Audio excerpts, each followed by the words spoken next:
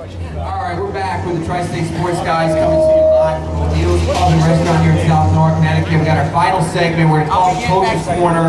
We got a former coach and our current coach here in Norwalk with us today. And before I get into the segment, I want to thank Matt Scully. He put this whole event together. He's the president of the Alumni Association. Put this event together, got all the guests, so if everybody can just give Matt Scully a quick round of applause. He did a great job. He always does a great job. Matt Scully, I think we're going to raise a lot of money here today for the Norwalk Alumni Association. We'll check it out. So let's get right into it. First, let me introduce our coaches. To my immediate right, we have our current coach. All the fans of the show, he was on a lot last year. Sean Ireland. Welcome back to the show. Thank you. And to my far right, we have Coach. Coach, what did you coach? Late 80s, early 90s? Late 80s, early 90s. Paul Krasnavage, really a legend in this area for coaching. Went on to coach some college football as well. So I'm glad to have both of you on. Now, Coach Sean Ireland, I got to start with you. We had you on. We really, from the beginning of the season throughout, and really you had one of the more magical seasons in Norwalk High history, football-wise. I mean, you knew you had talent. You knew you had a big offensive line. You had a lot of good skilled players, mostly seniors. Quickly, just 2 minutes, talk a little bit about the season and how it played out. I mean, your first season ever, could it really have, I mean, now that it's in the rearview mirror, could it really have gone any better? Yeah, I guess Xavier made the final. I guess he didn't go to the Division I football team in the first round, second round. You know, it really couldn't have. I mean, with the kids that we had, with the staff that we had, with, everything that was going on, it really could not have been much better. The kids were great. They bought into what we were trying to do right from the first day, and supposedly I get all the credit, but I don't deserve much of it. I mean, the kids were great, the staff was great, and it was just a good group of kids. I give all the credit to Tomar Joseph. I don't give you much credit at all. That's my favorite high school player in the state right now. Tomar Joseph. We got to get him back on again. Now, Coach Krasnavage, I got to ask you now, I mean, in the news right now, we have a local kid from Norwalk, obviously, Silas Red. He went to Penn State. He's now transferred to USC. And the whole time I'm thinking, man, this kid didn't go to Norwalk High. And it's really a running theme. I mean, even when I was in high school, we had a kid, James Bayless, very good player. He went to St. Luke's, went up to Appalachian State. And there's always these talented players that should be going to the Norwalk schools that get pulled away to whether it's Fairfield Prep or St. Luke's or King Haywood. Now, when you coach, you also had to compete with Central Catholic. So, I mean, what can a coach do to prevent that? I mean, we got to get to the point where, you got to have coaches recruiting at, like, Pop Warner games? Or what do we do to tell kids, you should be coming to the Norwalk schools? Well, it's funny you mentioned that, because Sean and I just had a conversation about that. And the thing you do to get the local middle school kids to come to Norwalk High School is win. That's a great point. That's what we mentioned on the show last year when you were on, Sean. Yeah, and that's what happens, because, again, we have not had consistent success, and I hope Sean puts together many seasons back to back to back of winning seasons for Norwalk football, and that's when you establish a program. And once you have a program in place, then kids want to be part of that. If you want to see a good article about that, read the Sports Illustrated article about Alabama football, Nick Saban and his process. And that's what we tried to establish when I was in Norwalk High. It's the journey to get there, and what do you have to do to be better each game, each day. And if you get that consistency, we put the 3 back-to-back winning seasons together, then that's how you get kids to come to your program. Same thing happens in lacrosse. Yeah, right. No, I know. I mean, it happens really everywhere. I'm sure casting consideration. Yeah, right. King Haywood's got deep pockets over there. Again, I'll ask both of you coaches this. Now, Coach Tucci was one of my coaches, coached my baseball team, and he went on to coach Norwalk High football for a little while. And he was a guy not in the school system, so he was a coach who he had his own business. He's an accountant in town, and he was able to, really football turned on and turned the switch on when he got to the field. Now, both of you guys are teachers within the district, and I know Coach Krasnavage, now you're a principal, but do you think it's an advantage or a disadvantage to be in the school system? You think it's an advantage to say, oh, I know this guy and his girlfriend just broke up, this kid's failing math, this kid's that. You think that's an advantage or a disadvantage to be around these kids 24/7 and throughout the thing? I'll start with you, Sean. I think it's a huge advantage. One, because of all the things that you just mentioned, that you know what's going on. But the other thing, if the kids know you're in the school, they try to do less things. You think that? Absolutely. This past year we had 111 kids in the program. We had 111 kids eligible. Never been done before. Is that right? Well, that's another way you counting the freshmen as well. Start a program. Yeah, that's amazing. We had 0 kids suspended during the first quarter. 0 kids. Pretty tight ship, Sean. I don't mess around. I don't mess around. But scared sitting next to you. A lot of people would be. But honestly, though, it's a huge advantage just because you have your thumb on the pulse throughout the whole week, not just from 2:30 to 5:30, whatever it is. You know exactly what's going on. And then the other thing is you build a rapport with the teachers, so the teachers let you know if a kid is starting to not do their work, you can jump on them before the bell rings, and you know exactly what's going on. You know, sometimes before the kids even know what's going on. Right. Now, Coach Krasnavage, do you agree with that, or? Absolutely. You don't have to wait till 3:30 to find out what went on, positive or negative. You're right there and you know, and you can build that kid up, or you can tear him down, depending on what he needs. And you can get on it immediately before it becomes a major issue.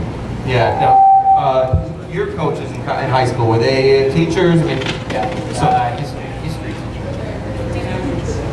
Darren Doherty, kind of a large fellow. the legendary Dan Doherty. Big caboose. He had a bladder problem.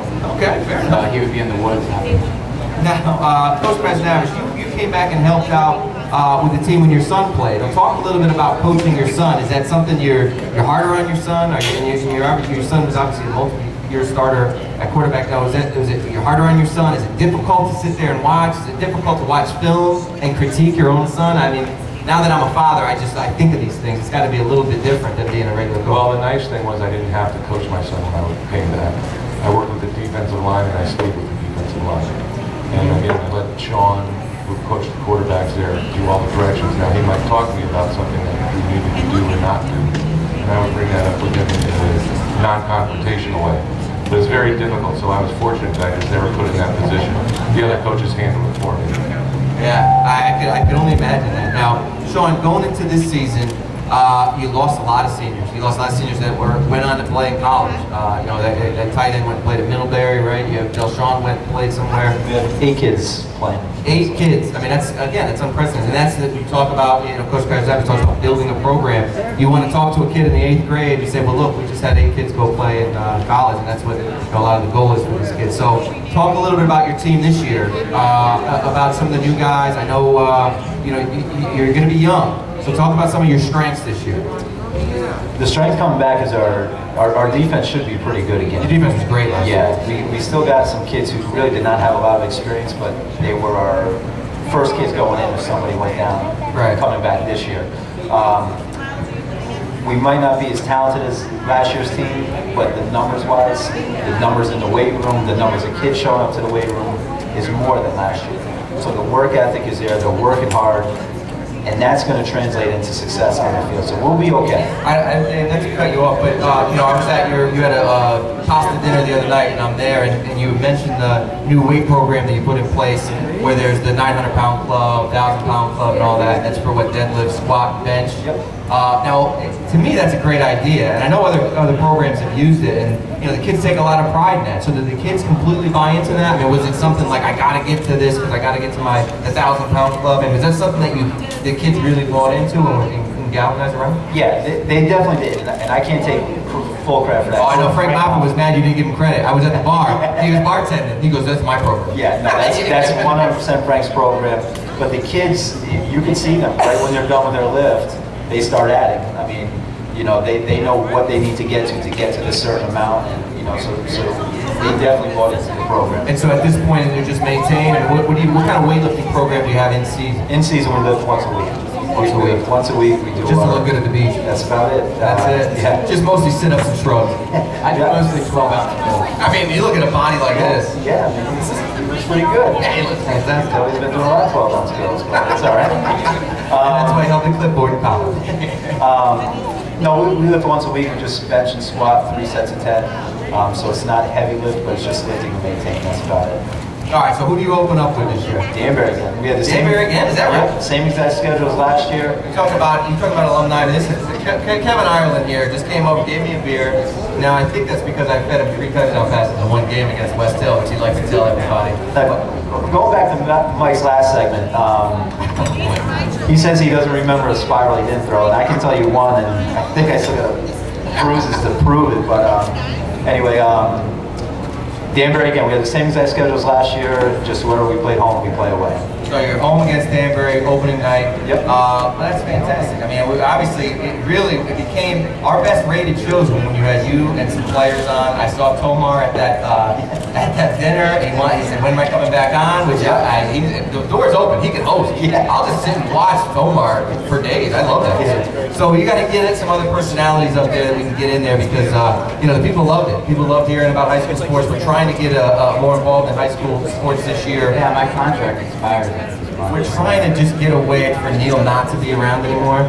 This is your second host, and he's ready to leave. He's ready. What's the common That's right. We've had the show for 18 months. Marty has host 2, and he's out the door. So we'll see how we're doing. It'll be me and Tomar next year hosting this show. I hope, God willing. But Coach Krasnavage, I really appreciate you coming on. Are you still involved in the program at all? Are you just a fan at this point? Are you still involved in football? Just a fan of not only Norwalk High, but Franklin Marshall, where Drew is now playing as a tight end. Is that right? Well, they were in our conference. I played at Johns Hopkins. Franklin Marshall was in our conference. You're a little better than we are. Johns Hopkins very good. I didn't play football, but they were in our conference. That's great. I just want to say one thing if we got time. We can play whatever time you need. Make it quick, Sean. If the people that are watching, now I heard a lot of people give a pregame speech. I've been in many different locker rooms.